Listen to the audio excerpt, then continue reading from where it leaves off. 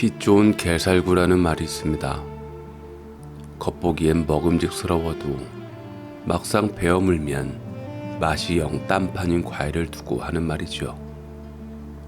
오늘 소개해드릴 사연의 주인공은 마흔을 앞둔 노총각 시절 누구보다 아름다운 여인을 만나 결혼을 앞두게 됩니다.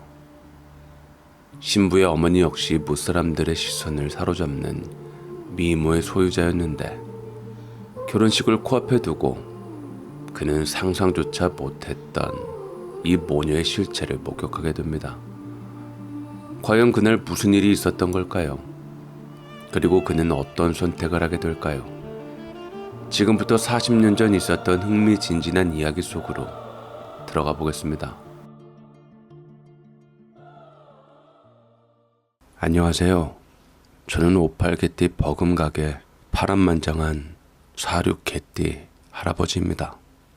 연희님 사연들 듣다 보니 문득 초년 시절 제가 당한 이야기가 생각나서요. 올해 76세로 결혼을 앞두고 고르고 고른다고 노총각으로 쉰내 풍기다 아주 기막힌 일을 당한 37살 이야기를 공개하려고 합니다. 벌써 40년이나 지났네요. 많은 분들이 그렇듯이 저는 여자 얼굴 많이 따진 놈입니다. 남진 씨가 그렇게 얼굴만 이쁘다고 여자냐, 마음이 고와야지 여자지 노래를 불렀는데도 저는 참 이쁜 여자가 좋았습니다. 이건 뭐 여자분도 마찬가지니 저를 욕할 건 아니라고 봅니다. 우리나라는 대대로 아름다움을 추구하는 나라로 오죽하면 이왕이면 다홍치마라는 속담까지 있겠습니까? 저도 순수 토종으로 이쁜 여자가 좋았습니다. 특히 혼자 살면 혼자 살았지 바람이나 이혼은 생각지도 못하는 의외로 꽉 막힌 새님이었던 저는 이쁘다고 또 적극적으로 나대는 편이 아니라 나이만 먹어갔죠. 우리나라 여자들 보편적으로 수수하니 예쁘지 않습니까? 거기에서 눈에 띄고 마음이 와닿는 여자분을 만나기란 쉬운 일이 아닌데 제가 눈만 까졌지 용기는 별로 없는 편이라 37살 노총각으로 어른들의 근심 걱정을 한몸에 받으면서도 저는 의견을 굽히지 않았습니다. 아내는 신중하게 골라야지 괜시리 중간에 마음 바뀌었다고 나로 인해 눈물 바람하는 일은 없어야 했거든요. 그래서 한창 좋은 나이에 방바닥 박박 긁으며 눈칫밥에 등신이란 소리를 들으며 살았죠. 당시 배울 만큼 배운 데다 못 살지 않은 집에 한창 주가를 올리던 회사가 그룹이 되어 과장 부장 달며 잘 나갔어도 명절이면 쭈구리에 친척들 애기들에게 쥐어뜯기면서도 저는 고집을 꺾지 않았습니다. 그때 여기저기서 이쁘다는 여자들 많이 소개받았는데 이렇게 여자 문제로 빌빌대지만 저는 학교 다닐 때부터 부침성 있게 남학생들을 싹 몰고 다니는 대장격이어서 당연 여학생들에게도 인기가 많았죠. 그러나 다 부질없는 게 저는 단지 얼굴만 예쁜 여자를 찾는 건 아니었습니다. 사람은 느낌이 있어야죠. 그때 저를 보고 눈 반짝이는 여학생들 말고 성숙한 여자를 찾고 있었고 나이 들어서는 플라스틱 인조인간 말고 마음까지 향기 나는 예쁜 여자를 찾고 있었거든요. 그러다 제 나이 37에 그 여자를 만났죠. 이름도 찬란한 김난영. 저 때문에 알아 눕다시피 한 어머니께 드릴 꿀 사러 갔다가 백화점 매장에서 만난 난영이는 이름처럼 아름답고 단아하고 표현 못할 아름다움이 있었습니다. 마치 신윤복의 미인도에 나오는 여인처럼 고전적인 미인에 천박하지 않게 웃음소리 나지 않는 웃음 지을 줄 아는 여자에 마르지도 그렇다고 뚱뚱하지도 않은 몸매는 균형이 잡혀 있었지요. 자그마하고 귀여운 손과 발에 매끄러운 머릿결까지 저는 한눈에 반해서 그날부터 집에 꿀을 사나르기 시작했고 한 50단지쯤 살 무렵에 이번 아니면 총각 귀신으로 늙어 죽는다는 각오로 용기 내어 데이트 신청을 하여 연인 사이가 되었지요. 꽤나 비싼 꿀이었는데 저 때문에 우리 집에서는 돌멩이처럼 굴러다니며 대우를 못 받았습니다.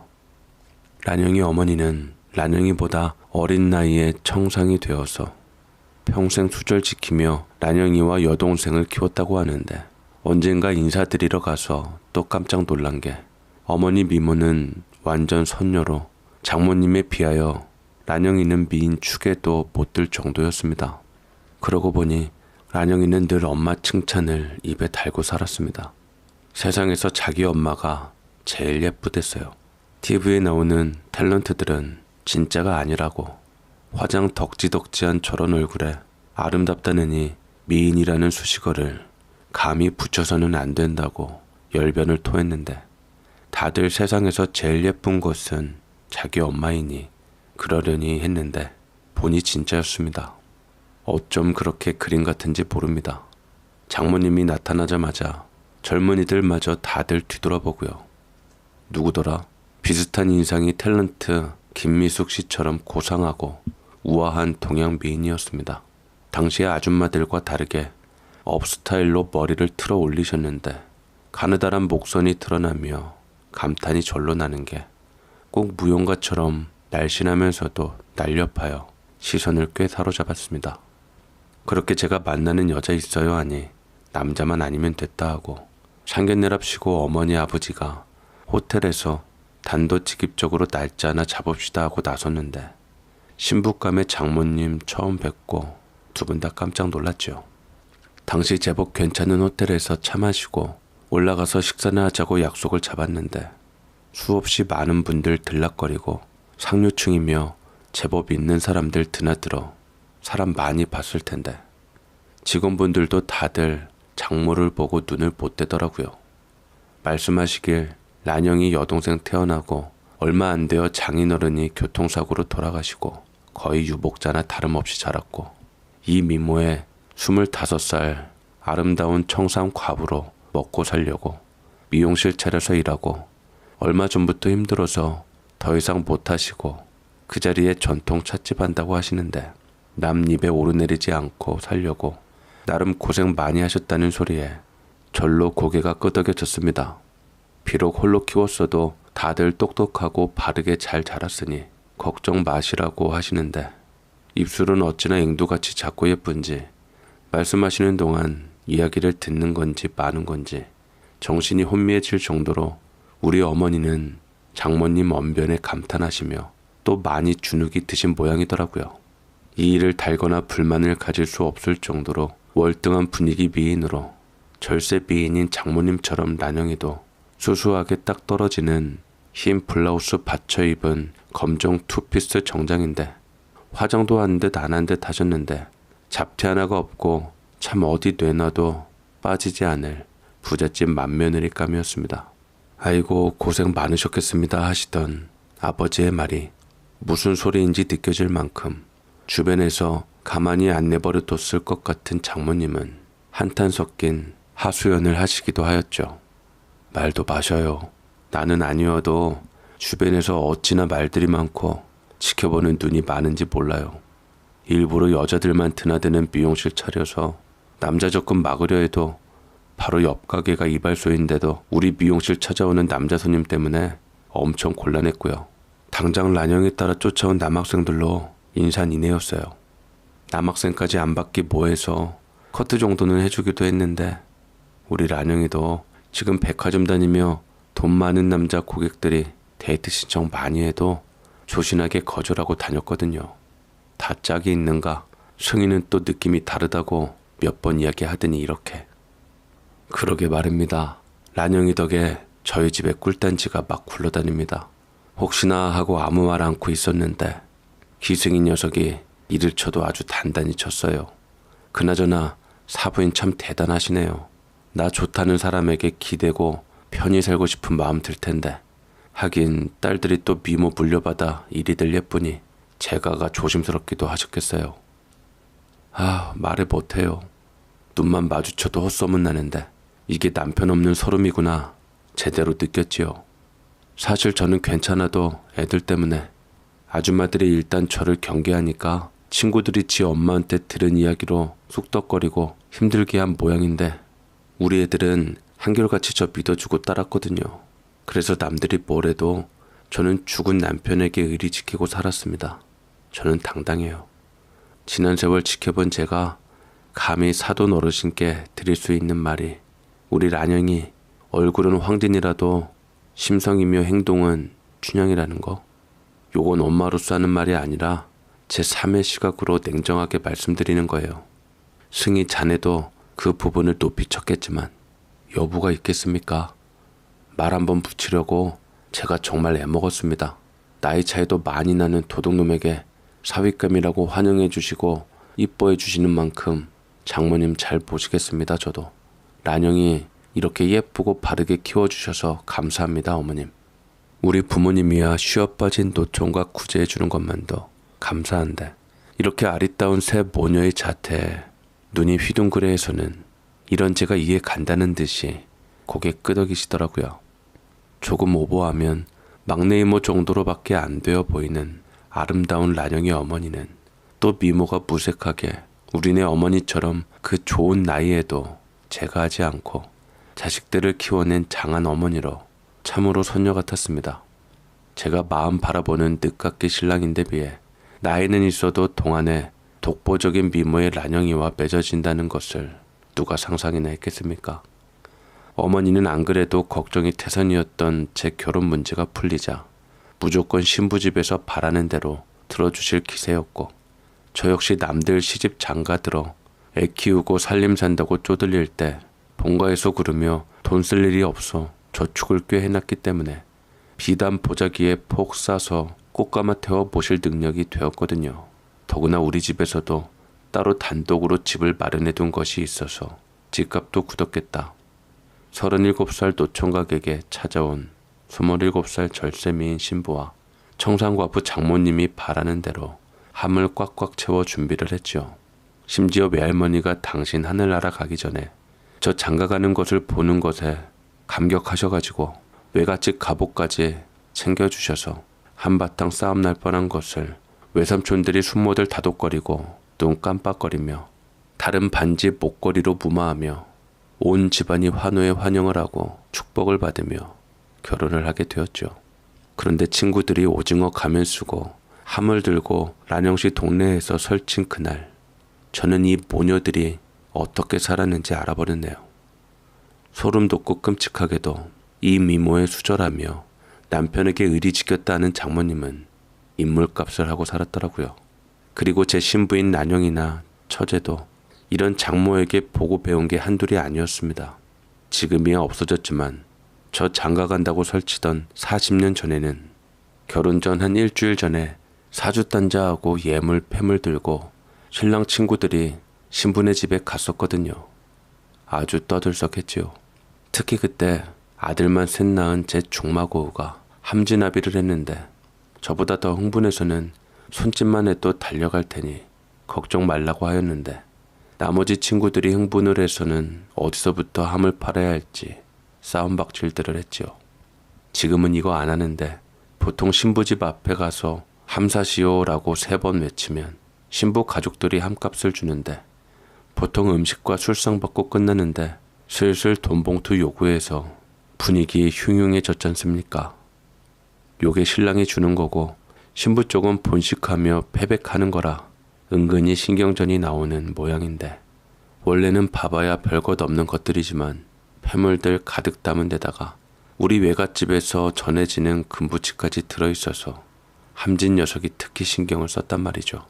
게다가 뒤따르는 녀석도 바리바리 과일이며 떡에 육포에 한짐이라 요놈들이 발걸음이 무거운 겁니다. 신부집에서 바로 들어오라고 하지 않으면 들어갈 때까지 함사세요를 외칠 수밖에 없는데 자존심이 있어서 바로 안 연단 말이죠 이게.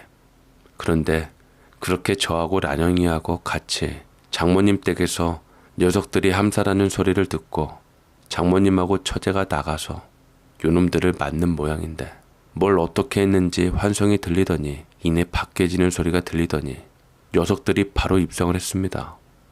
함진놈 빼고 한 녀석이 워낙 개구져서 걱정을 하던 판이었는데 처제가 놈들을 다 끌고 들어왔다고 하는 겁니다. 어쨌든 놈들이 너무 빨리 들어와서 저는 얼른 절을 하고 함을 열게 하고 란영이하고 떡 나눠 먹고 방 밖으로 나갔죠.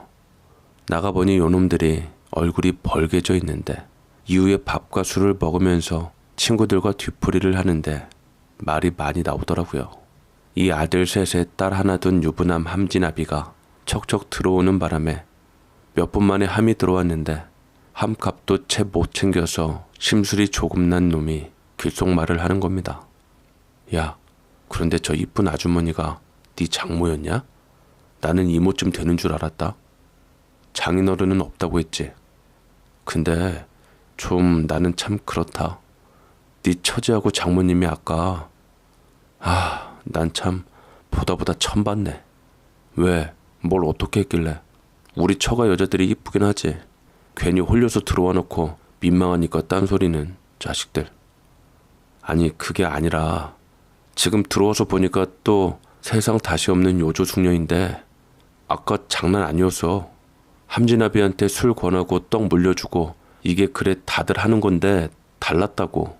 저놈이 아들만 셋이라 함진아비 몇 번 해봤다는데 오늘 같은 경우는 처음이라고 혀 내두르잖냐.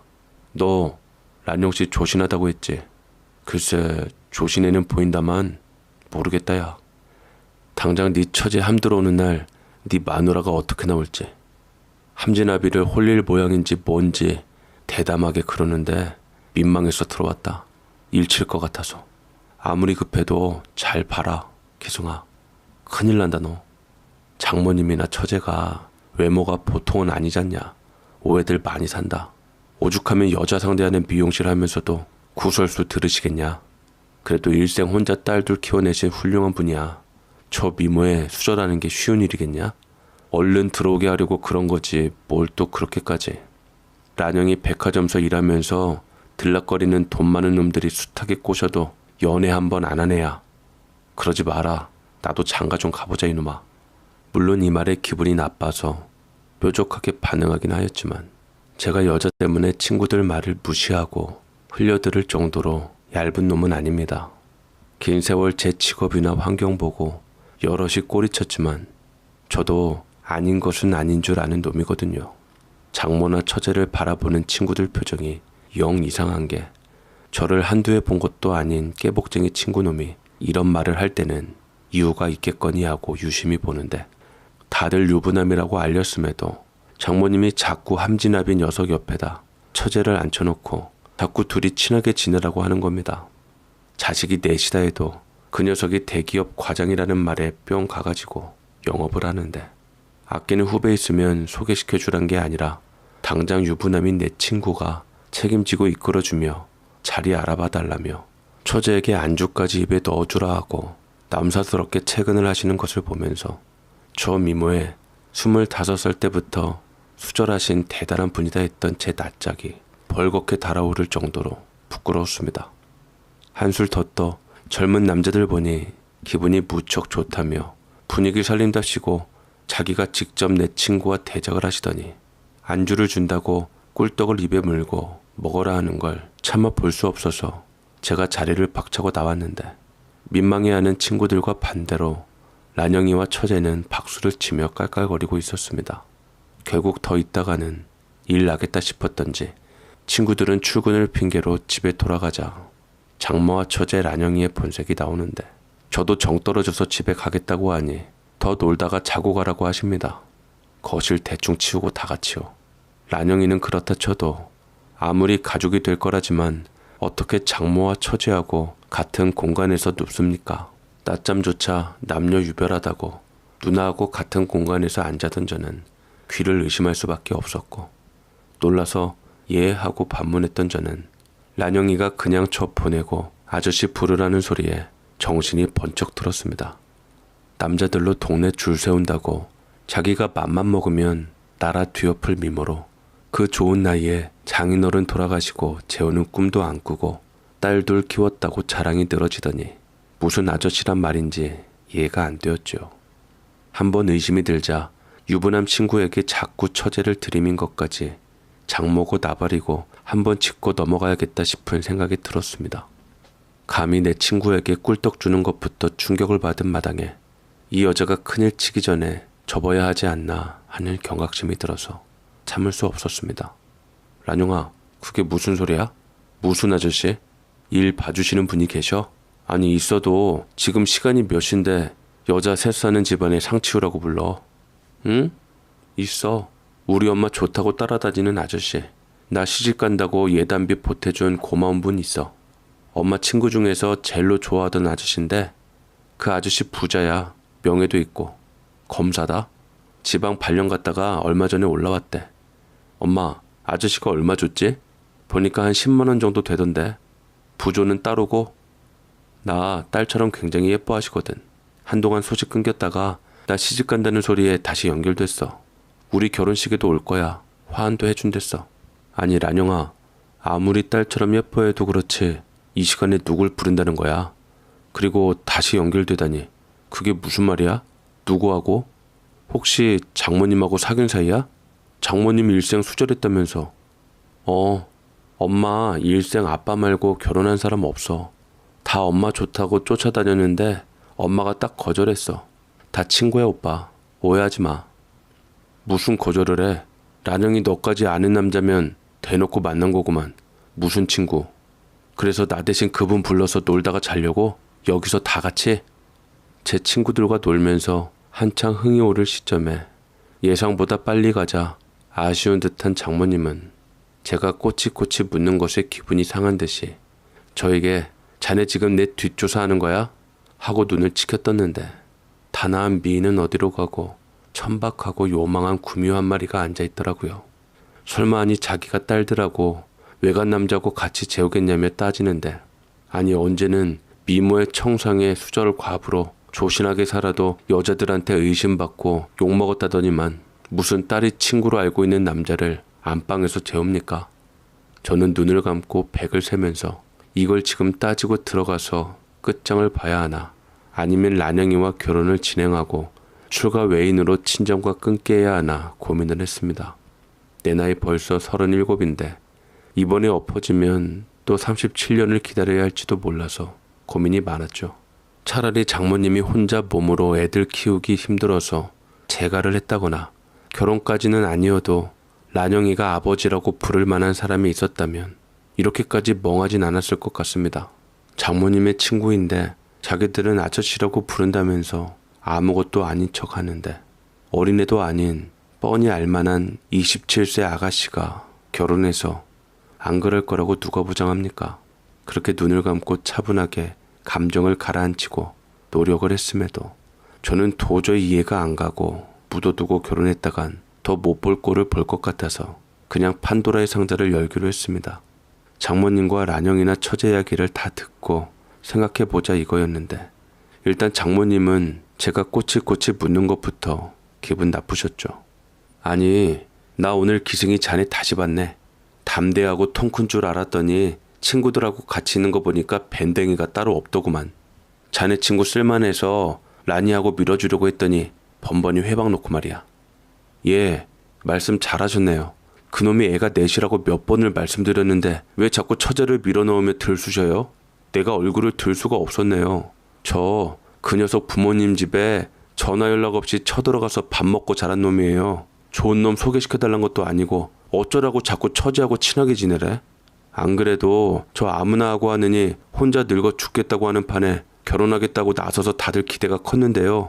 저 예쁜 여자 밝혀서 늦어진 것 아니고요. 조신하고 의리 있는 요즘 여자 같지 않은 여자 찾다 보니 그런 건데 제가 본 최악이네요. 아니 어머니가 흥분해서 실언을 하면 신부인 란영이가 좀 말리는 기색이 있어야 하는데 가만히 자리 깔아주더라고. 뭐야? 오빠 무슨 말을 그렇게 심하게 해? 우리가 내조해준 것 가지고 트집이야? 오빠하고 제일 친한 친구라며 직장도 좋더구만. 남녀관계는 아무도 모르고 사는 동안 무슨 일이 일어날지 어떻게 알아? 애 내시면 뭐 죽으나 사나 한 여자만 바라보고 살아? 마누라 먼저 죽을 수도 있고 친하게 지내다 나중에 어떤 사이가 될지는 아무도 모르는 거지. 라니가 좋은 사람하고 결혼해서 도와줄 수도 있고 서로 살다 힘들어질 때 당장 도움 주고 받을 사람 하나 더 만들어주려고 한 거 가지고 되게 막 나간다. 오빠야말로 불순하게 무슨 생각하는 거야? 우리 엄마가 유부남 꽃이라고 라니 밀어넣었다는 거야? 뭐야? 그렇게 살지 마. 앞길이 얼마나 구만님 같은데 사람을 가려? 사람이 재산인 세상에? 와, 점점 말이 이상해지네. 나는 일을 이야기하는데 너는 중국어 하는 것 같아. 자, 들어봐. 사람이 처음 본 사람들 앞에선 조심스러워지잖아. 게다가 오늘의 주인공은 신랑 신부지 처제하고 함진아비가 아니야. 다들 오늘 같은 날은 친정엄마가 다 키운 딸 자식이 제 남의 집 식구 되는구나 실감하는 숙연한 날이라고. 여자 집은 말이다. 오늘 같은 날이면 얕보이지 않으려고 가진 체면을 다 차리고 제법 드는 생각이 많아요. 가뜩이나 나이차 많은 신부에 늦장가라 놈들이 내 걱정이 많은 것도 있는데 하나만 묻자. 그런데 뭘 어쨌기에 애들이 장모하고 처제 이상하단 소리를 하냐고. 너도 못 보고 나도 못 봐서 모르겠는데 장모님 함 들어올 때 뭘 어쩌셨어요 대체? 제 말에 란영이가 엄마 어떻게 해서 그렇게 빨리 들여왔어? 물으니 별것 아니라는 듯이 둘이서 고름을 풀었답니다. 그렇게 했는데도 안 들어오길래 치마 풀려고 했더니 제 친구들이 얼른 들어왔다고 합니다. 그 소리에 저는 기가 막힌데 란영이는 아무렇지도 않게 어차피 속저고리 입었는데 뭐가 어떠냐며 한껏 굳었는데 뭐가 불만이냐 저를 똑바로 쳐다보며 기세가 등등했습니다. 가만히 있어도 욕먹는다고 억울해하더니만 이게 조신하게 산 겁니까? 함 들어오는 날 얼마나 구경꾼들이 많은데 게다가 제 친구들 목소리 다 큰데 신부 어머니가 그래놓고서는 어디서 아무 짓도 안 하는데 이쁜 얼굴만 보고 다른 아줌마들이 욕한다고 합니까? 함을 진 친구들이 제 체면 생각해서 놀라서 뛰쳐들어온 것이로구나. 그제야 한 저는 넋이 빠져서 생각할 여력도 없었지만 일단 장모의 딸임이 틀림없는 란영이를 믿고 결혼을 해야 하나 말아야 하나 판단하느라 머리가 빠개졌습니다. 저는 혼잣말처럼 차라리 결혼을 하시지 나중에 남편 얼굴을 어떻게 보려고 했더니 뭐가 어떻게 잘못한 것인지 모르는 란영이가 하는 말이 더 가관이었습니다. 우리 엄마가 왜? 아버지 생각해서 결혼 않고 이렇게 버티고 사는데 이런 여자가 어딨어? 말이 나와서 하는 말인데 마음에도 없는 놈들 만난 게 우리 때문이야. 아무나도 안 만났다? 그래도 푼돈이나 있어서 우리 자매 키우는데 도움이 될 만한 사람들만 만났지. 저 예쁜 얼굴로 우리 엄마 그 젊은 나이에 재취자리 다 마다하고 우리들 천덕꾸러기 될까봐 결혼도 안 하시고 혼자 몸으로 그렇게 키우셨어. 미용실 할 때 동네 아줌마들이 얼마나 없는 얘기 만들고 수근수근 했어도 그 수모며 다 참고 산 이유가 뭔데? 그 아저씨들한테서 우리 준비물이며 등록금이며 척척 나왔기 때문이야. 내 머리 쓰다듬으며 딸 같다 어쩌냐는 소리 결국 엄마 집에 들어 앉히려고 수작질하는 거라고. 엄마는 절대 마음 안 주고 우리를 키웠다고. 아니 그니까 아싸리 무덤 찾아가 저라고 여보 나 또 시집가 하고 욕 잠깐 먹고 한 남자만 보고 사는 게 낫다고. 수절이 뭔지 몰라? 마음 안 주는 것? 그래 그것도 있지만 몸도 안 주는 게 1순위라고. 왜 이래? 순수한 바람둥이냐? 장난해 지금? 놀 거 다 놀아놓고 수절 운운하니 기가 막히다는 거 아니야. 아까 내 친구한테 하는 것 보니까 대충 각 나오는구만. 장모님 그 아저씨들한테 마음 대신 꿀떡 주셨어요? 아니 다 아들 같아서 그런 거지 뭘 그런 거 가지고 그러나. 내가 흥에 취해서. 아무리 흥에 취해도 다른 어머니들 안 그러거든요. 저 군대 휴가 나와서 함지고 온 놈 집에 놀러 갔을 때도 어머니가 흥에 겨워서 감자전에 막걸리 내놓으시지 막 입으로 넣어주지 않았다고요. 청산 과부로 조신하게 살았다면서 일평생 몸담아온 여자처럼 아주 진하게 잘 노시더만. 그게 딸함 들어오는 날 사위 친구 맞는 예비장모였냐고요. 끼가 철철. 자기가 시집갈 기세로 덤비시더구만요. 그러고선 뭘 억울하고 음해당했다고 합니까? 제 체면이고 란영이 체면이고 생각도 없으시구만. 그게 내줍니까? 웃기고 앉았네. 37될 동안 장가 한 번 안 든 놈이 체면 따지냐? 마음 안 주고 부담 없이 노는 건데 너 왜 이렇게 벽창호처럼 구니? 누가 너 보고 노르래? 너는 그렇게 생활력 없어서 우리 란영이 먹여 살리긴 글렀다. 먹고 사는데 체면이 어딨어. 검사 그 오빠가 란영이 결혼한다고 하니 지갑 첫 꺼내서 돈 주는 거 봐라. 사람이 지 이쁨은 지가 받는 거라고 자존심이 밥 먹여주는 거 아니다. 기승이 너 정말 다시 보인다. 앞뒤 꽉꽉 벽창호네 아주. 결국 저는 함 들어가는 날 파토 내고 땡쳤습니다. 차라리 평생 혼자 사는 게 낫지.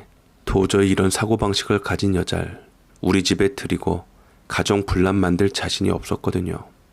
장가를 안 든 건 섭섭해도 이런 여자를 들이는 건 불효라는 판단하에 저는 빽빽대는 새 여자를 두고 함을 도로치고 나왔습니다. 이미 소문 다 난 마당에 한동안 구설수에 시달릴 것 뻔히 알고도 제가 이런 건요. 다름 아닌 장모가 한 말 때문이었습니다.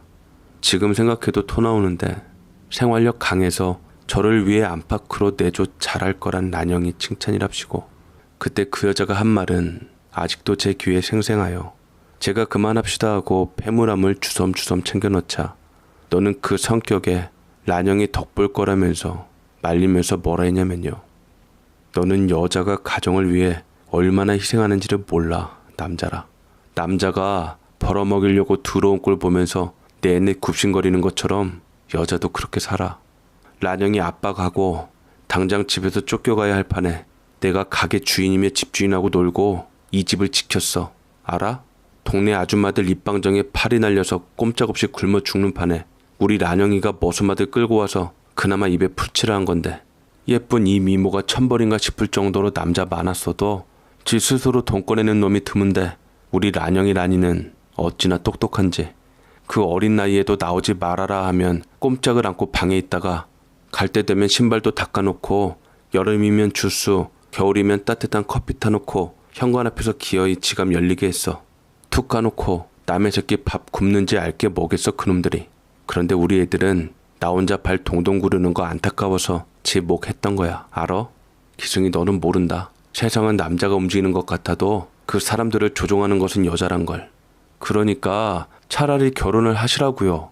집도 미용실도 다 그렇게 딴에서 살고 있었네. 그러니 그냥 수군거린 거겠어요? 한 집에 사람 둘이 오고 가는데 언제 들켜도 들키는 거고 집이고 가게고 수금 안 된 거 주인 마누라도 아는 것은 시간 문제인데 입으로만 고고한 척 깨끗한 척 하면 뭐예요? 거기다 난영이하고 처지가 그런 걸 다 보고 자랐는데 아무렇지도 않아요? 무슨 암사마귀야? 까지 딸들이 비유 맞춰서 용돈 받아 챙긴 걸 가지고 칭찬이랍시고. 결혼 없죠. 나 그냥 혼자 늙어 죽고 호호할배 총각 귀신 될지언정 아무리 얼굴이 이뻐도 이렇게 바람처럼 가벼운 여자하고는 못 삽니다.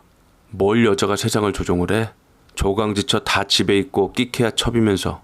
이야기를 듣던 제가 신물이 나고 치가 떨려서 말이 격하게 나오자 장모 될 뻔한 여자가 갑자기 그 예쁜 눈을 셀쭉 뜨더니 제 싸다기를 한 대 때리는데 차라리 속이 시원하더라고요. 부뚜막에 올라 할 것 다 해놓고는 아니 남들은 굶어 죽는 한이 있어도 어지간해서는 안 할 짓 해놓고 대단한 자기 희생이라도 한 양 둘러치는 얼굴만 예쁜 그 여자들을 밀어내고 나오는데 꽤 험난했죠.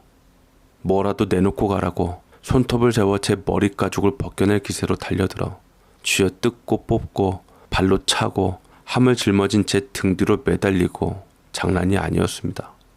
그렇게 새신랑이었던 제가 얼굴에 손톱 자국 나서 벌겋고 머리 산발에 홍시처럼 벌개진 채로 집에 함을 그대로 메고 가니 우리 집에서도 한바탕 난리가 났지만 제 설명을 듣고는 잘아팠다 하셨지요.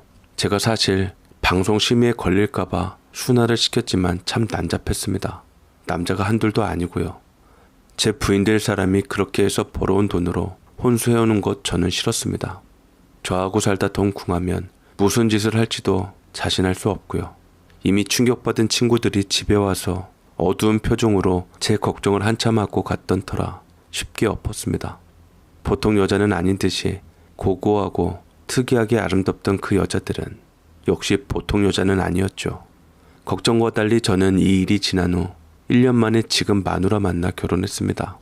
제 눈에 충분히 아름답지만 저에게도 무뚝뚝한 초절정의 벽창호 같은 덤덤한 여자인데 자라보고 놀란 가슴 소뚜껑 보고 놀란다고 차라리 애교 없는 편이 낫다 싶습니다.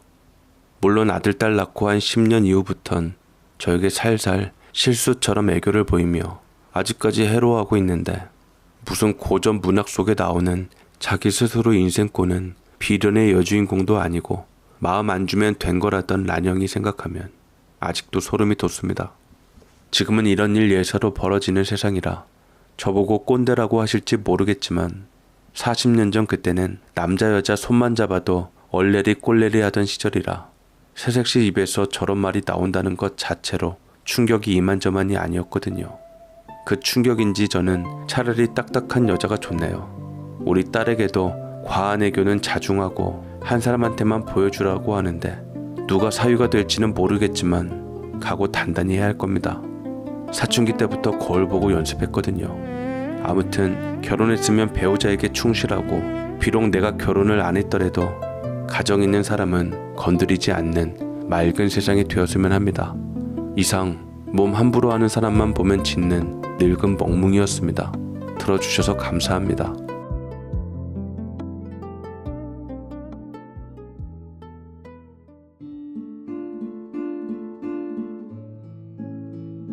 안녕하세요. 세상에 참 별의별 일이 많다 여기는 요즘입니다. 저는 소방관에 재직 중에 있는데 사람도 구하고 나랏밥 먹는 제 직업에 상당한 자부심을 가지고 있었습니다. 저는 어려서부터 불을 끄는 멋있는 소방관이 되고 싶었고 실제로 제가 소방복을 입으면서 한 번도 제 직업에 대해 부끄러움을 가진 적도 없었습니다. 너무나 자랑스러워 어깨를 으쓱이기도 했죠. 하나뿐인 아들을 소방관으로 키운 저희 어머니는 제가 무녀 동남 외아들인 탓에 처음에는 너무 위험한 직업이 아니냐고 반대를 하시기도 했지만 제가 워낙에 되고 싶어 했다는 것을 아신 이후로는 저를 응원해 주셨습니다. 밥이라도 꼬박꼬박 챙겨 먹고 나란 일 해라. 사람 구하는 게 쉬운 일도 아니고 엄마는 네가 누구보다 멋지다고 생각한다. 어머니가 그렇게 말해 주어 저는 항상 감사하다는 마음을 갖고 있었지요. 그러다가 언젠가 저는 상업지의 상가에서 발생했던 대형 화재 사건을 맡았던 적이 있었습니다. 불길이 워낙에 크게 번져서 위험했지만 안에는 아직 구출이 되지 않은 사람들이 가득했습니다. 저는 가만히 두고 볼 수만은 없었기에 바로 상가 안으로 들어갔습니다. 상황은 제가 생각했던 것보다 더욱더 심각했습니다. 혹시라도 상가의 화장실 쪽에 누군가 있지 않을까 해서 찾아갔는데 거기에서 저는 한 젊은 여자를 발견했습니다. 살려주세요. 여기에요, 여기. 저 좀 도와주세요. 그 여자는 저를 보자마자 이제 살았다는 듯 간절하게 바로 도움을 요청했습니다. 저는 간절한 생명의 외침에 온 힘을 다해 그 여자를 데리고 나오는데 그때 갑자기 기둥이 무너졌고 저는 바로 두려움에 떨고 있는 여자를 보호해야만 했죠. 그리고 저는 기둥에 깔리게 됐는데 만약 그때 제 동료가 와서 저를 구해주지 않았더라면 그날 운명을 달리했을 수도 있을 것 같습니다. 위기가 있었음에도 도움을 받은 그 여자는 안도의 한숨을 쉬며 저에게 연거푸 감사 인사를 전했습니다. 몸은 좀 괜찮으세요? 정말 감사드려요. 소방관님 아니었으면 정말 큰일 났을 거예요. 많이 다치신 거 아닌가요? 괜찮습니다. 이게 제 일인걸요. 제가 희미하게 웃으며 괜찮다고 하고 여자를 안심시킨 뒤 바로 병원으로 이송되었습니다. 그 이후로 저는 힘들긴 했지만 그래도 치료도 열심히 받으면서 회복을 했습니다. 이렇듯 참으로 위험한 일이 수차례 닥칠 때마다 저는 눈앞이 깜깜해지고는 하는데 그래도 절 이 일을 하게 해주는 건 사람을 구했다는 보람 때문이었어요. 그렇게 얼마나 지났을까요? 병원에서 온몸이 찌뿌둥해 이리저리 몸을 뒤틀고 있는데 갑자기 노크 소리가 들렸습니다. 들어오세요. 저는 어머니나 의료진들이려니 하고 건성으로 툭 던졌는데 순간 생각도 못한 인물이 등장하면서 몸을 벌떡 일으키며 긴장을 하게 되더라고요. 안녕하세요. 기억하실지 모르겠지만 일전에 소방관님이 구해주셨던 사람인데 아무리 생각해봐도 그때 많이 다치신 것 같아서 염려가 되어 제가 간신히 물어 찾아오게 되었어요. 몸은 좀 괜찮으세요? 제가 있는 병원을 어떻게 알았는지 그녀가 다가와 저에게 말을 걸었습니다. 큰 과일 바구니까지 사왔는데 저는 이렇게까지 저에게 감사 인사를 하는 사람을 처음 봤기에 당황스러운 와중에서도 인상 깊었습니다. 일회성이 그칠 것이라고 생각했던 그녀의 방문은 그날에서 그치지 않았고 계속되더라고요.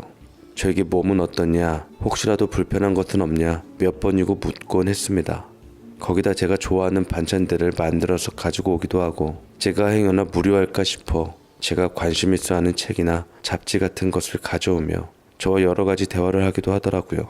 또한 어머니께도 눈도장을 콕 찍으며 살갑게 어머니 말끝마다 붙이며 잔심부름을 도맡아 하는 것도 잊지 않았습니다. 어머니께서는 난감한 저의 얼굴을 보며 피식 웃고는 말씀해 주시더라고요. 우리 아들이 드디어 장가갈 때가 되긴 했나 보다. 저렇게 이쁜 아가씨가 다가오기도 하고 싹싹하고 참한 아가씨 같은데 이 기회에 한번 만나보는 건 어떻겠니? 엄마는 응원한다. 그녀는 저에게 적극적으로 구애를 했습니다. 처음에는 이런 감정이 너무 낯설어서 피해 다녔는데 점차 갈수록 저도 조금씩 호감이 가기 시작했습니다. 언뜻 보니 귀여운 모습도 보이고 게다가 저를 이렇게까지 좋아해주는 모습을 보고 당연히 호감이 느껴질 수밖에 없었으니까요. 그렇게 저는 그녀와 연애까지 하게 됐습니다. 그녀는 저와 8살 차이로 저보다 많이 어리긴 했지만 사랑한다면 나이 같은 건 상관이 없다고 생각했습니다. 저는 그녀도 저를 받아줄 거라고 생각하며 인터넷을 뒤져가며 생애 절대로 잊지 못할 프로포즈를 준비했고 그녀와 약속을 잡은 뒤 서프라이즈로 한강뷰가 보이는 레스토랑에서 진심을 담아 반지를 내밀고 청혼을 했습니다. 나와 결혼해 줄래? 나 닮은 아이 하나, 너 닮은 아이 하나 낳고 우리 행복하게 살자 라고 했지만 저희 청혼에 그녀는 얼굴이 어두워졌습니다. 갑작스러운 청혼은 그녀를 얼어붙게 만들었고 생각지도 못한 반응에 저는 당황스러워지더라고요. 그녀와 얼마나 행복한 연애를 했는데 단 한 번도 저는 그녀가 저를 밀어낼 거라고 생각한 적이 없었습니다. 그녀는 우물쭈물 눈물을 글썽이기 시작하더니 한참을 망설이다 어렵게 이런 말을 하는 거였습니다. 사실 우리 아빠가 좀 많이 엄하셔. 아마 내가 자기랑 결혼한다고 하면 크게 반대하실 거야. 내가 아직 대학 졸업한 지 얼마 안 돼서 어리기도 하고 또 아빠가 나한테 거는 기대도 많으시고 욕심이 많으신 분이라 자기를 어찌 생각할지 모르겠어. 미안해. 30대 초중반인 저에 비해 그녀는 20대 중반이었던지라 그럴 수도 있겠다 싶더라고요. 저는 여자친구의 눈물을 닦아주며 다독거려 주었습니다. 그래, 자기는 아직 어리기도 하니까. 하지만 그래도 인사라도 드려보는 게 어떨까? 그럼 나를 마음에 들어 하실 수도 있잖아.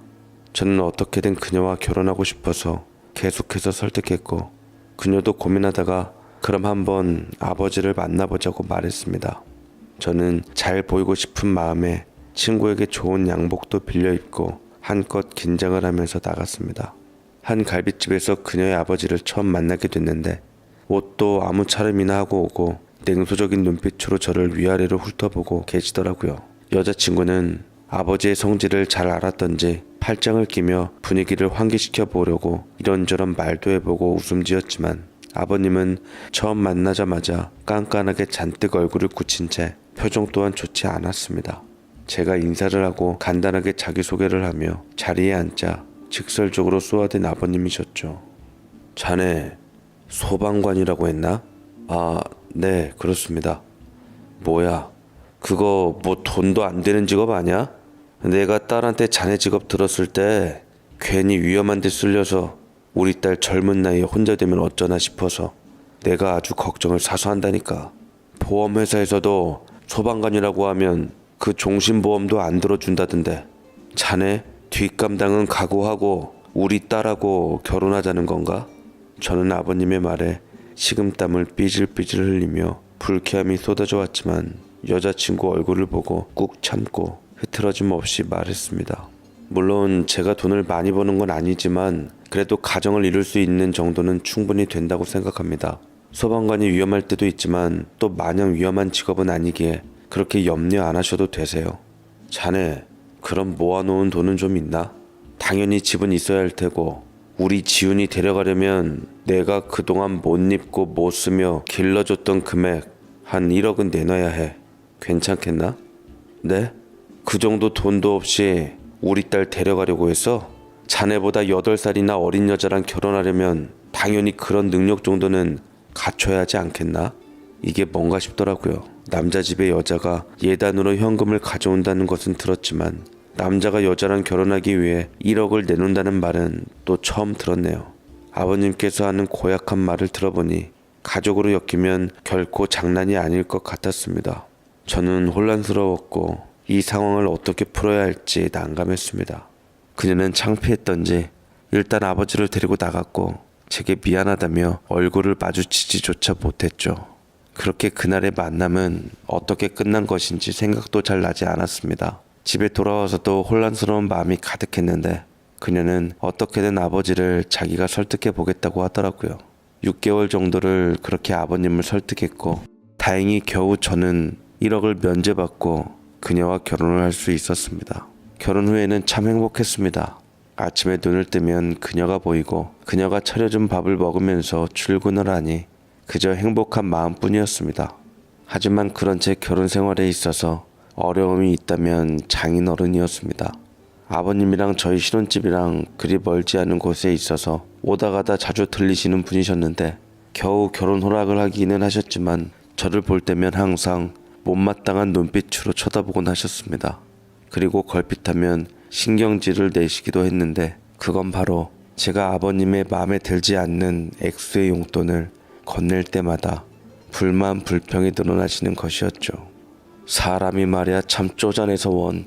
사위라고 해서 용돈도 겨우 이것밖에 못 받고 뭐 딸 시집 보낸 보람이 없어. 죄송해요 장인어른. 제가 나중에 보너스 받으면 더 많이 올려드릴게요. 저희도 지금 어쩔 수 없어서요. 맘 푸시면 제가 다음에 더 신경 써드리겠습니다.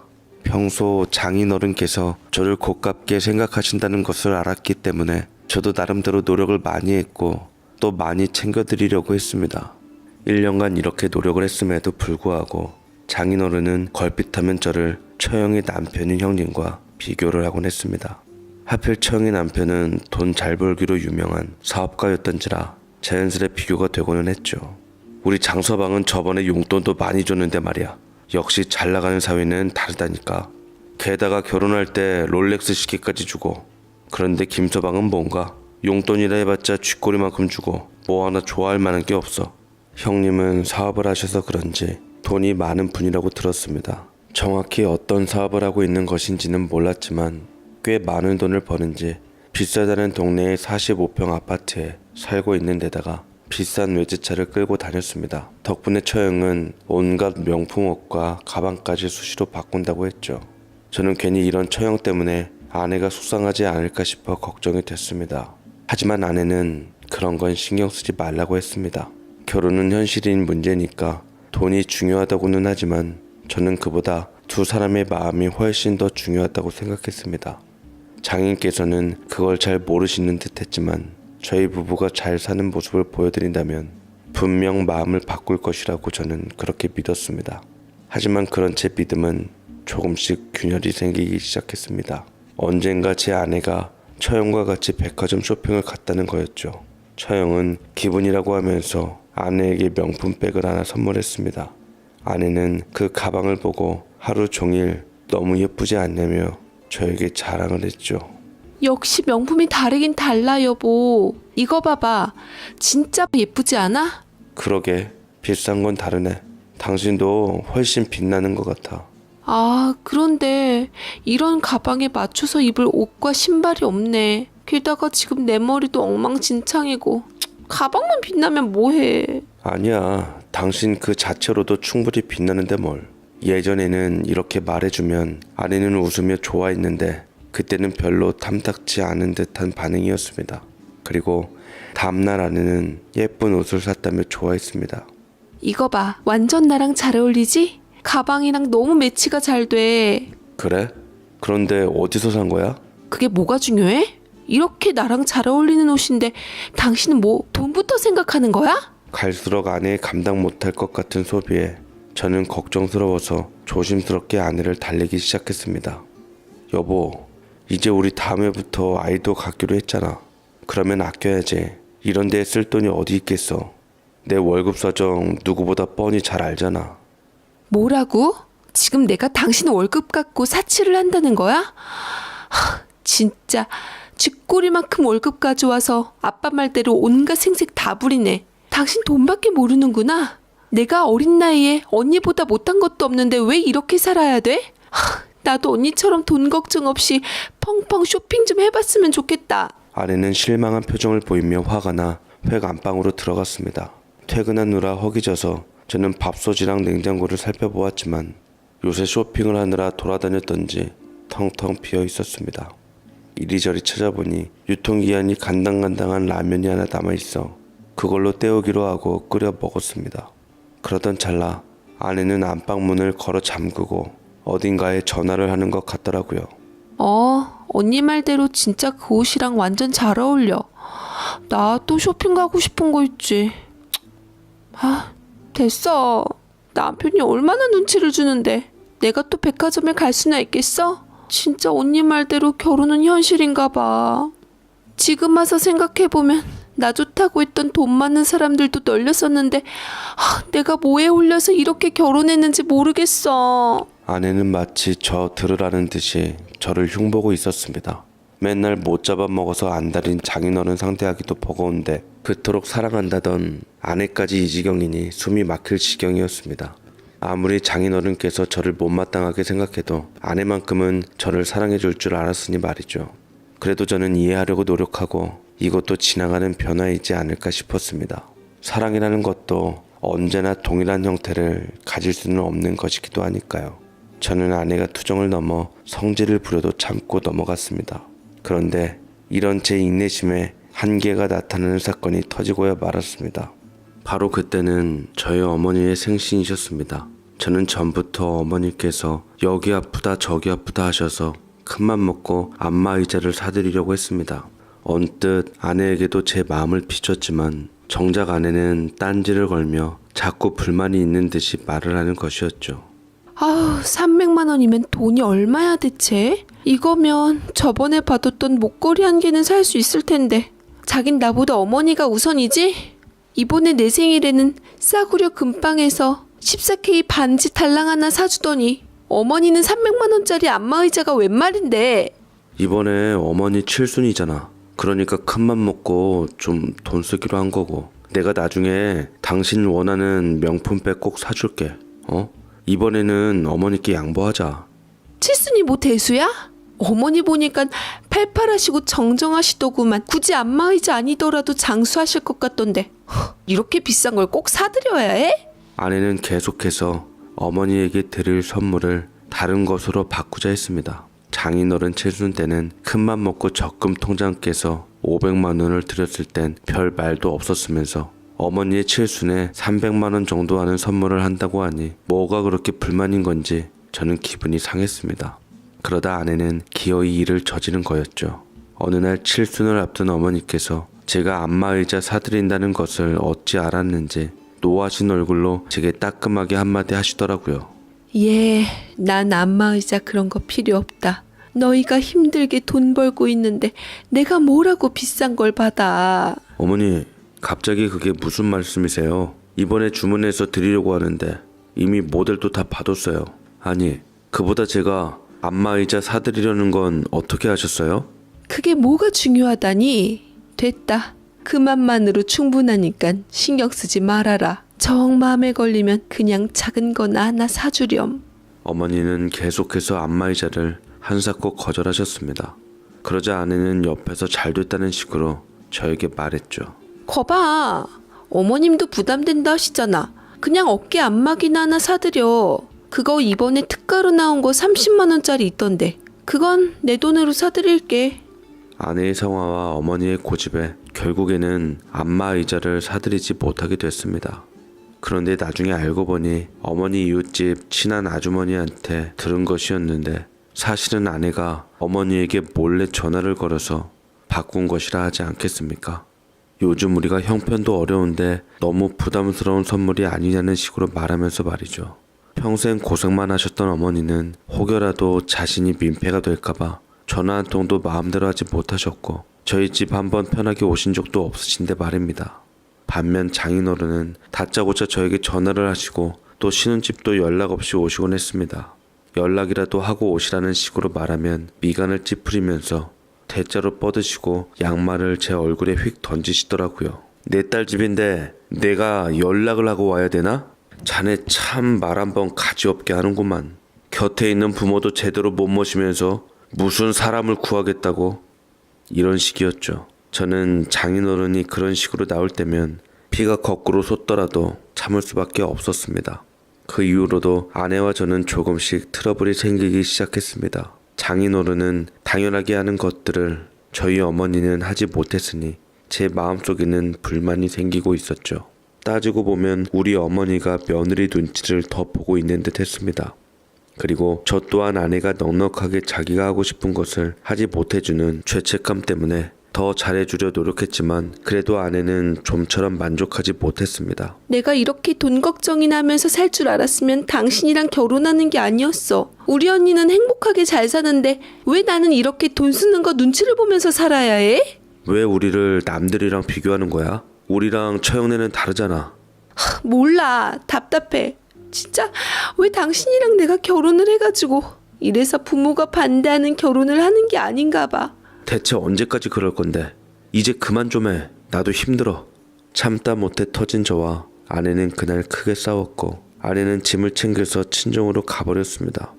하루만 있으면 올 거라고 생각한 아내는 일주일이 넘도록 오지 않고 연락도 없었습니다. 아내에게 연락을 했지만 아내는 제 연락을 받지 않더군요. 결국 제가 먼저 져주기로 하고 큰맘 먹고 처가로 가서 아내를 보러 갔습니다.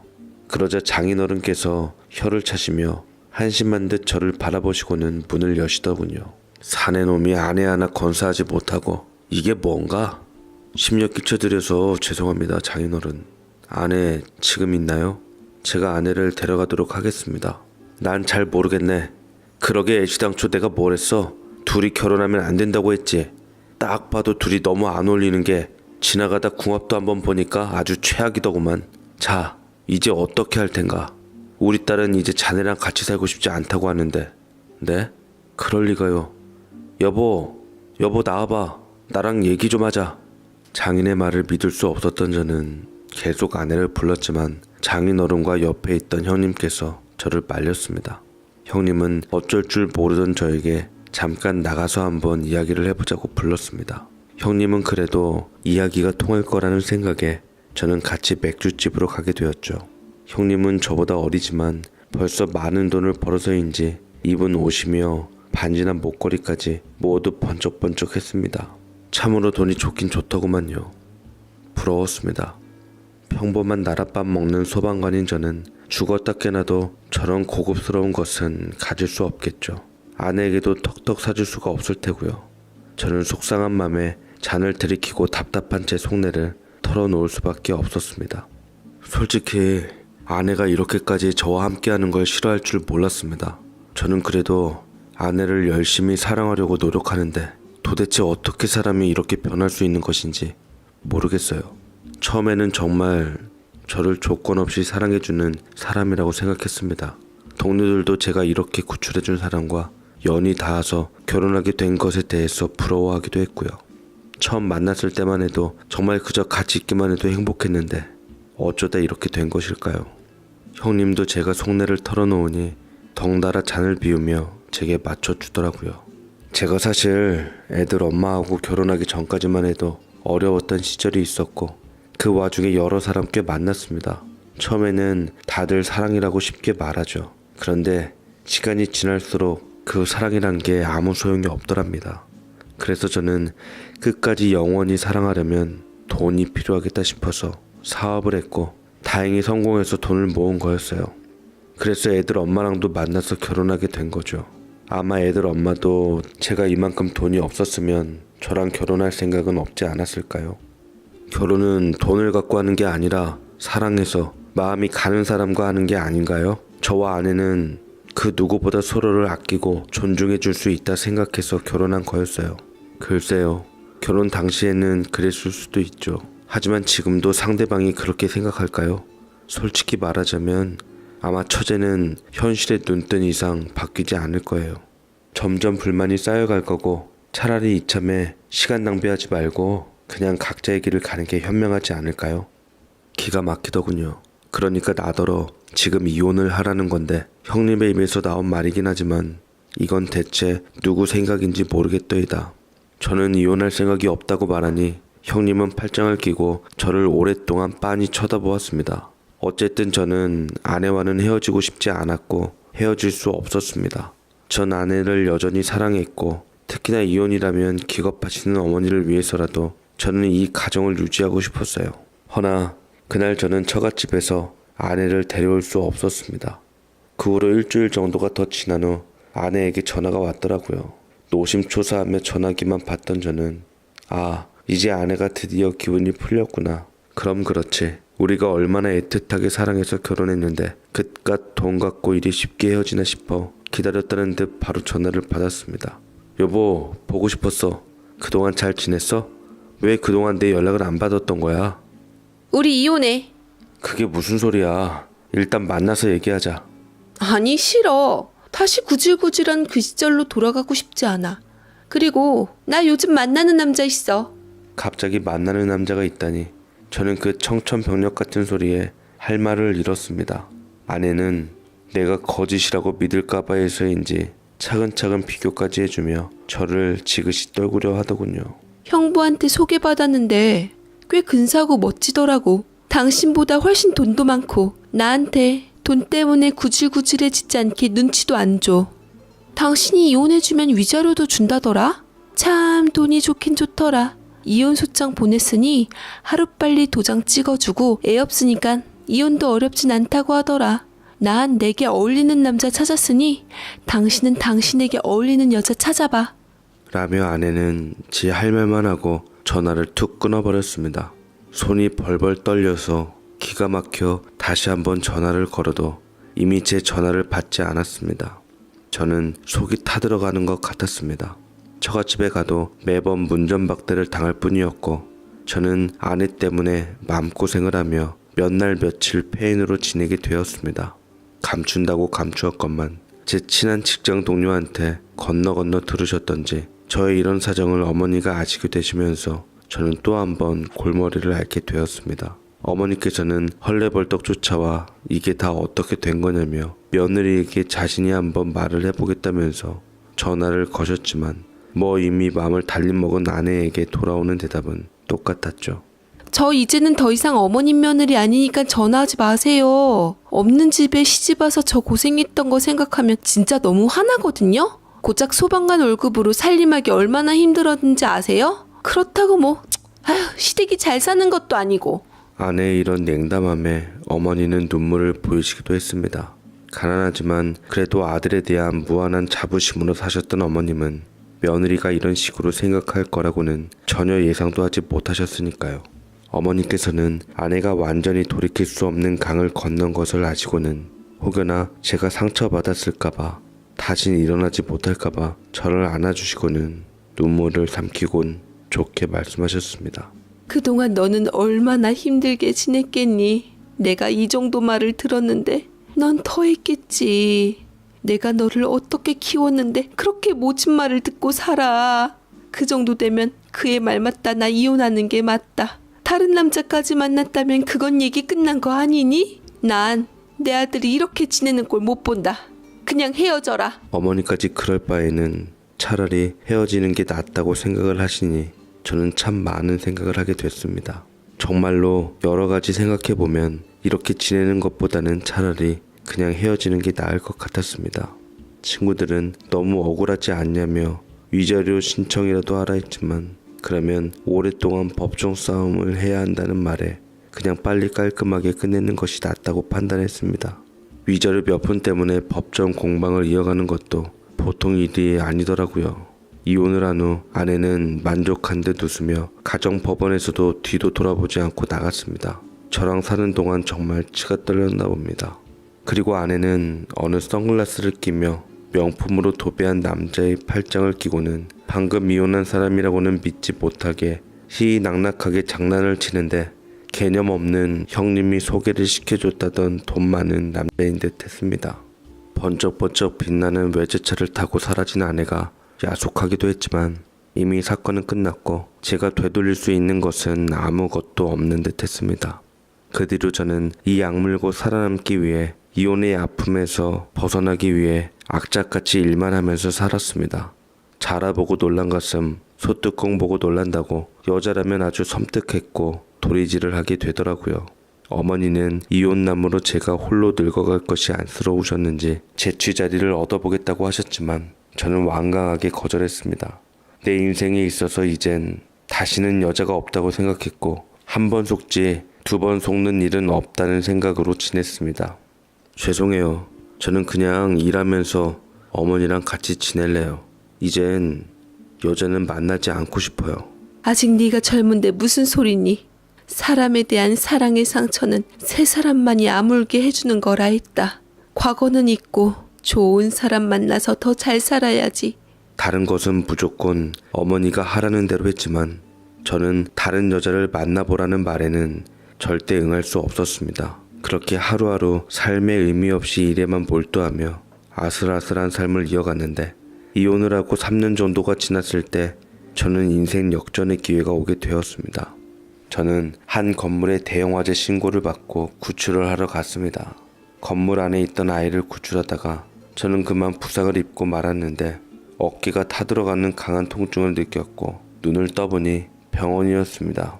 딱딱해 보이는 여의사의 다정한 목소리가 무척이나 인상적이더라고요. 환자분, 지금 몇 도 화상을 입었는 줄 아세요? 이거 금방 끝나지 못할 거예요. 이 정도 가지고 뭘요? 전 괜찮습니다. 퇴원 수속 받겠습니다. 환자분, 5년 전에도 이렇게 고집 부리셨죠? 그러다가 다시 상처 덧나서 치료 받으셨잖아요. 제가 기억력이 좋아서 다 기억이 나네요. 냉철한 눈을 하고 있는 여의사는 저를 쳐다보면서 입원을 해서 치료를 받으라고 강력하게 권했습니다. 5년 전에 저를 알고 있다니 왠지 신기하기도 해서 눈을 휘둥그렇게 뜨기도 했죠. 대체 뭔가 싶더라고요. 그 여의사는 제 담당의로서 이후에 종종 저를 치료하면서 여러 이야기를 웃으면서 하고는 했답니다. 그런데 그때 한참 병문안 자주 왔던 그 어린 여자분은 안 오세요? 좋은 관계로 발전할 것 같던데 그 뒤에 좋은 소식 있으셨어요? 헤어졌어요. 결혼했다 이혼했거든요. 어머, 어떡해요. 몰랐어요. 제가 괜한 말을 했네요. 괜찮습니다. 이제는 별일 아닌 것 같이 느껴지는데요, 뭘. 무슨 소리예요. 상처가 한 번 나면 작아질 수는 있어도 아예 없어지기는 힘들어요. 마음의 상처는 더더욱 그렇고요. 치료 열심히 받으셔야겠네요.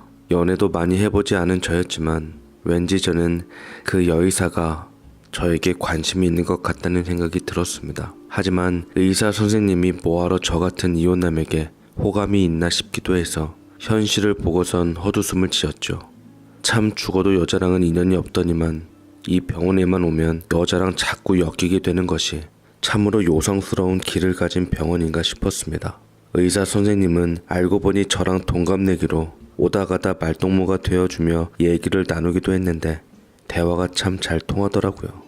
홍기를 놓친 그녀는 결혼에 개의치 않은 상태로 전문적인 자기 일에 충실하고 열심히 살아가는 모습이 저와 많이 닮아 있었습니다. 기나긴 입원 생활이 끝나고 저는 퇴원 수속을 밟으려고 했는데 갑자기 의사 선생님이 오시더니 저에게 물었습니다. 오늘이 마지막 날인 줄도 몰랐네요. 그동안 치료받느라 고생하셨는데 나란 일 하시는 고마우신 분께 제가 국민을 대표해서 밥 한 끼 사도 될까요? 한치의 망설임도 없이 여의사는 저에게 밥을 먹자고 하더라고요. 뭐 마지막이기도 하고 어쩌면 5년 전에 저를 치료한 인연이 5년 후에 이어진 것이 신기하기도 하고 별 뜻 없이 알겠다고 했습니다.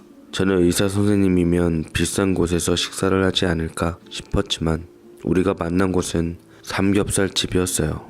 삼겹살을 맛있게 구우면서 장까지 시원하게 들이키는 모습을 보니 병원에서 봤던 카리스마 넘치던 모습이 아니라 소탈한 동네 친구처럼 느껴졌습니다. 사실 저도 어렸을 적에 집에 화재가 났을 때 소방관님에게 구출을 받았던 적이 있어요. 제가 엄마 아빠 결혼한 지 10년 만에 시험관으로 낳은 외동딸인데 화재가 나니 저희 부모님은 애가 타셨죠. 그런데 소방관님이 목숨을 다해 저를 구해주셨어요. 그래서 저희 집도 소방관 분들을 존경하고요. 아마 그분이 없었더라면 전 지금 이 자리에 있지 못했겠죠.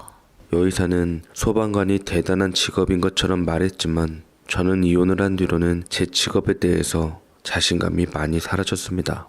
쓴 웃음을 지으며 기어들어가는 목소리로 대꾸했죠. 글쎄요, 직업으로 치면 의사 선생님만 하겠나요? 저는 뭐 돈도 얼마 못 벌고 힘들고 목숨 걸고 사람 구하느라 결혼정보업체에서도 별로 인기 없는 직업군이더라고요. 그게 무슨 소리세요? 아니, 얼마나 멋있는 일을 하시는데 왜 그렇게 생각을 하시는 거예요? 그거 정말 잘못된 생각이에요. 제가 누구 덕분에 이렇게 무사히 행복한 삶을 살아갈 수 있는데요. 만약이라도 소방관에 대해서 나쁘게 말하는 사람 있으면 저 정말 못 참을 거예요. 여의사의 말을 들으니 저는 괜히 위로를 받는 듯한 기분이 들더라고요. 저보다 제 직업에 대해 더 잘 알아주는 것 같아서 괜히 고마운 마음이 들었습니다. 그 후로도 여의사는 주기적으로 저에게 연락을 하며 우린 누가 먼저랄 것도 없이 자연스럽게 친구 사이로 친하게 지냈고 점차 이성으로서 마음에 들기 시작하더라고요. 제 인생에 다신 여자는 없다고 호언장담했지만 세상에는 맘먹은 대로 이루어지지 않는다는 것을 그녀를 보고 깨닫게 되었습니다. 한 1년 정도 지나자 그녀는 신랑감으로서 검증을 마쳤다는 듯 갑자기 밥 먹다 말고 빤히 쳐다보더니만 제게 툭 하고 생각지도 못한 말을 건네더라고요. 우리 결혼할래 상두야? 뭐? 뭘 하자고? 저는 뜬금없는 말에 당황해서 사례가 들려 캑캑거렸고 그녀는 그 모습이 귀엽다는 듯 미소를 지으며 제 입에 묻은 걸 휴지로 닦아주더니만 다시 한번 결혼하자 했습니다. 저는 새하얗게 질려가지고 어이없게 바라보았죠. 나이 서로 먹을 만치 먹어서 난 당연히 결혼 생각하고 만났던 건데 넌 아냐? 한 1년 정도 만나보니 맘도 통하고 멋지고 진실하고 이만한 훌륭한 신랑감 없을 것 같아서 내가 데려가려 하는데 넌 싫어? 그치만 난 정말 가진 것도 없고 잘난 것도 없는 사람인데 게다가 이혼까지 했어. 너도 사람 좋고 마음이 부자잖아. 의사랑 소방관이랑 뭐가 달라. 사람 생명 구하는 건 똑같지. 둘 다 직업에 자부심 있고 그것보다 더 가치 있는 일이 뭐가 있어. 또 이혼이 요즘 뭐 흠이라고. 애도 없잖아. 우리 부모님께서는 애만 없으면 이혼남이든 재혼남이든 상관없다고 했어. 이미 허락도 받았다고. 콤플렉스 때문인지 처음에 저는 이 결혼이 가당키나 할까 하는 생각이 들었지만 그래도 그녀에게 점점 이끌리게 되는 것은 어쩔 수 없었습니다. 많은 고민에 고민을 거듭한 결과 저는 결혼을 결심했고 그녀의 집에 인사를 가게 되었습니다. 저는 그동안 몰랐는데 알고 보니 그녀는 제법 잘 사는 집 딸이더라고요. 집에 인사를 드리러 가는데 그야말로 으리으리한 집이었습니다. 차를 타고도 한참을 올라간 뒤에 닿을 수 있는 그런 곳이었죠. 저는 더욱더 긴장이 되기도 했습니다. 이런 집에서 과연 딸을 순순히 내놓을까 싶기도 했지만 저는 그런 생각이 저의 선입견이었다는 것을 깨닫게 됐습니다. 그녀의 부모님은 정말 훌륭한 분들이시더라고요. 그녀의 아버지는 자선 사업을 많이 하는 분으로 유명하고 또 좋은 인품으로 이미 많은 사람들에게 알려져 있었습니다. 저도 모르게 이력만 봐도 존경심이 절로 샘솟았죠. 앉아요. 내가 우리 인서에게 많이 들었어요. 소방관이라고 했죠? 내가 소방관인 분들을 얼마나 존경하는지 우리 인서가 잘 알 거야. 그런데 소방관 사회를 맡게 되다니 내가 참 기뻤어. 우리 인서가 나이만 먹었지 뭐 제대로 하는 것도 없이 부족하지만 앞으로 잘 부탁해요. 저는 우려와 다르게 저를 잘 대접해 주시는 두 분을 보며 온몸이 스르륵 풀어지도록 안심을 했고 여러 가지 상황을 고려해서 저는 이 여자를 놓쳐서는 안 되겠다. 꼭 잡아야겠다는 생각을 했습니다. 제게는 정말이지 로또 같던 여자였죠. 돈 많고 예쁘고 의사이고 너무나도 훌륭한 제 신부감이었습니다. 당연히 저희 어머니도 그녀를 하늘 같은 며느리로 모시며 정말 좋아하셨습니다. 늘 그랬지만 집에 와서도 절대로 손끝에 물 하나 묻히지 않게 했고 귀한 손님인 듯 딸 이상으로 대했죠. 어머니께 며느리는 천년 손님이었습니다. 어머니께서는 제 손을 꼭 잡으시며 눈물을 훔치셨습니다. 어쩜 그렇게 마음씨가 곱니? 네가 정말 임자를 잘 만났구나. 다만 나이가 좀 있어서 걱정이긴 한데 뭐 니들끼리 좋고 행복하면 됐지. 난 손주 욕심 없다. 너만 잘 살면 돼. 라고 하셨고 저는 이번에는 정말 자신 있다고 잘 살겠노라고 호언장담한 뒤 사랑하는 그녀와 결혼식을 소박하게 올렸습니다. 전에 사람과 살았던 신혼집을 그녀와 함께 살 수 없어서 팔고 새 장인어른께서 돈을 보태주셔서 조금 더 좋은 집으로 이사가게 되었어요. 넉넉한 가운데 결혼 생활은 참 행복했습니다. 혹시라도 그녀도 제 전처처럼 변하지 않을까 싶기도 했지만 그런 걱정과 달리 아내는 언제나 한결같이 저를 사랑해 주었습니다. 하나를 보면 열을 안다고 저희 어머니께도 얼마나 잘했던지 혼자 있는 저희 어머니를 걱정해서 장인어른 장모님께서는 서로 외동들 자식을 가졌으니 추석이고 설날이고 함께 다 모이며 자주 왕래하자고 했습니다. 덕분에 저희 어머니께서도 장모님이랑 골프도 치러 다니시고 마사지도 받으러 다니시는 호사를 누리시고 계시는데 왜 전처가 돈이 좋다고 했는지 돈의 힘을 알겠더라고요. 그래도 저는 제가 하는 일에 누구보다 자부심이 있었고 그걸 언제나 강조하며 세워주는 것은 아내였습니다. 우리가 서로 각자 자리에서 최선을 다해 잘 살았기 때문이야. 그래서 우리가 만난 거잖아. 우린 사람을 구한 복을 서로를 통해 받은 거라 생각해. 말도 참 예쁘지 않습니까? 전처랑 하나부터 열까지 비교를 안 하려고 해도 안 할 수가 없겠더라고요. 돌이켜보면 사치의 눈먼 아내, 개념 없이 이혼을 부추기며 아내에게 돈 많은 남자를 소개시켜준 형님, 이를 응원한 장인어른과 처형, 뭐 하나 상식적이진 않는 집안인 건 분명했습니다. 다만 저는 안타깝게도 그녀와 결혼한 뒤 2년 후 퇴직을 신청할 수밖에 없었어요. 근무 중 제가 본 여러 곳에 후유증이 있다 보니 오래 일하기 어려웠기 때문이기도 했고 건강이 급격하게 안 좋아지기도 했던 터였습니다. 무엇보다 제 일을 좋아해주고 응원해준 아내에게 미안했지만 아내도 어쩔 수 없다는 것을 안다며 동의를 하면서 적극적으로 제게 힘이 돼줬습니다. 저는 한동안 쉬면서 어떤 일을 할까 고민하던 터에 퇴직금을 아내에게 모두 주며 아내의 명의로 되어 있는 건물에서 어머니와 함께 작은 식당을 차리게 되었습니다. 어머니께서는 워낙 손맛이 좋은 분이셔서 평소에도 식당을 하고 싶어 하셨는데 아내는 우리 건물에서 하는 것이 어떻겠냐고 말했고 저도 함께 일을 도와드리게 됐습니다. 역시나 어머니의 손맛이 통했던 건지 식당은 장사가 잘 됐습니다. 매일 손님들로 문전성시를 이뤘는데 이러다가 금방 떼부자 되겠다 싶더라고요. 그리고 가게를 연 지 3개월 정도 지나고 우리 건물의 옆쪽에 네일 아트를 하는 곳이 공사하면서 생기게 되었고 어떤 이웃분이 오셨을까 하는 마음에 살펴봤는데 순간 저는 놀라움을 금치 못했습니다. 네, 땀을 삐질삐질 흘리며 손님들의 손톱을 손질하며 비위를 맞춰주는 이는 바로 전처였기 때문이었죠. 전처는 오며 가며 보다 금세 제 얼굴을 알아봤습니다.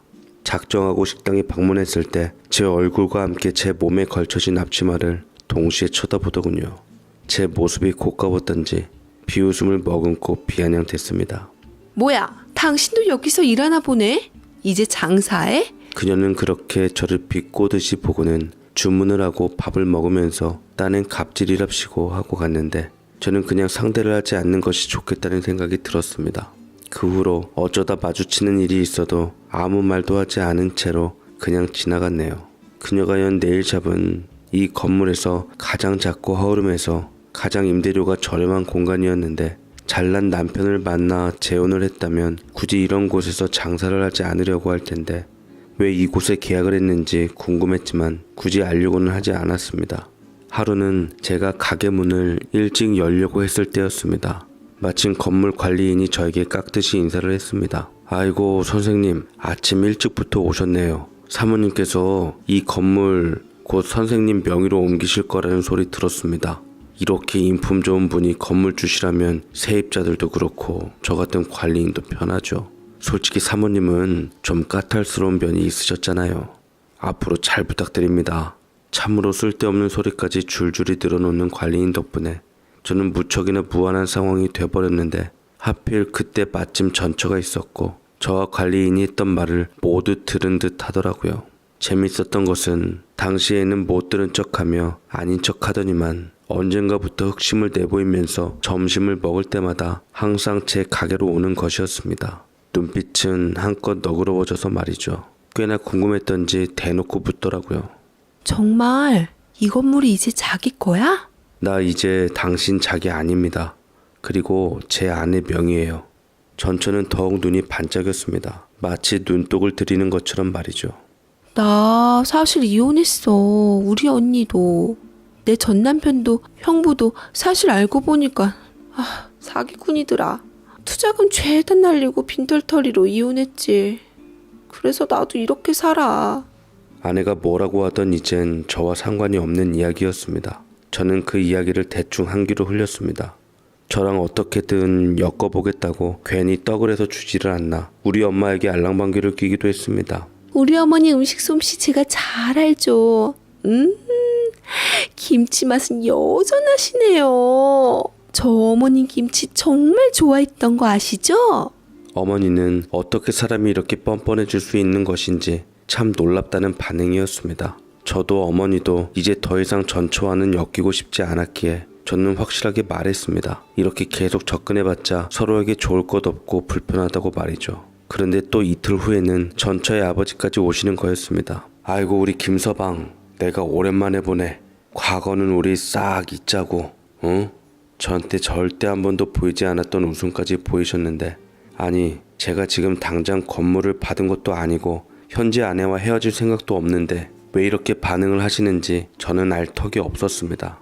장인어른은 제 차까지 직접 세차를 하시면서 어떻게든 제 마음을 사기 위해서 노력하셨습니다. 김서방, 앞으로는 괜히 돈 주고 세차하지 마. 내가 또 세차장에서 일하고 있거든. 그래서 차 닦는 거 하나는 정말 기똥차게 한다고.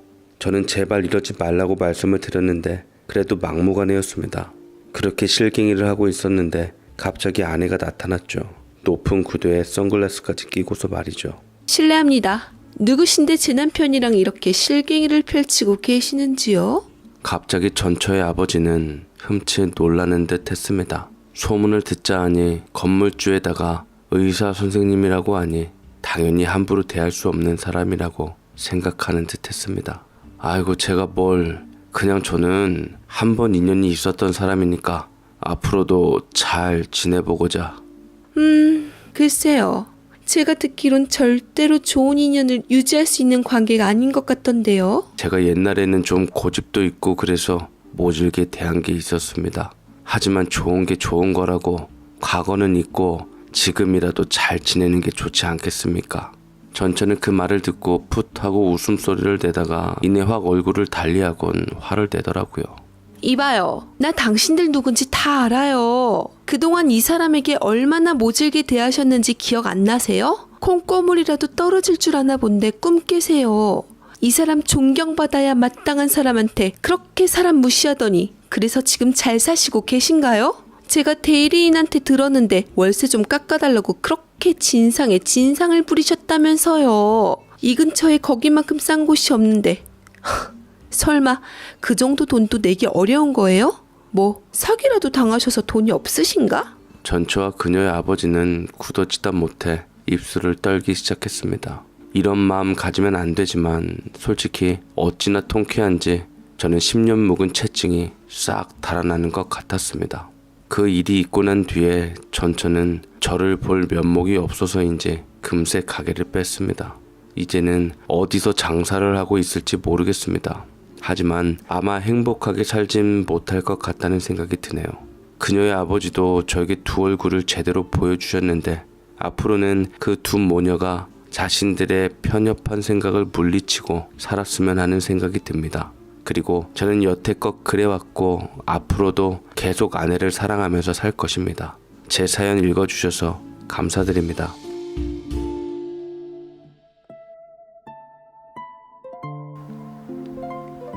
돈과 조건만을 쫓았던 이들이 결국 아쉬운 처지가 되어 예전에 무시했던 사람 앞에서 고개를 숙이는 모습에서 사람 일은 참 알 수 없다는 것을 다시금 느끼게 됩니다. 무엇보다 첫 번째 결혼에서 겪었던 아픔이 그를 무너뜨리지 않고 오히려 진심으로 자신을 알아봐주는 사람을 만나는 밑거름이 되었다는 사실이 참 다행스럽습니다. 사람의 가치를 돈으로만 재려했던 이들과 그의 직업과 진심을 온전히 존중해준 사람의 차이가 이토록 극명하게 드러나는 결말이 인상 깊었습니다. 부디 이 부부에게는 앞으로도 서로를 향한 존중과 사랑이 오래도록 이어지기를 바랍니다. 오늘도 끝까지 함께 해주신 모든 분들 정말 감사드리고 저희는 또 다른 이야기로 찾아뵙겠습니다. 건강하세요. 감사합니다.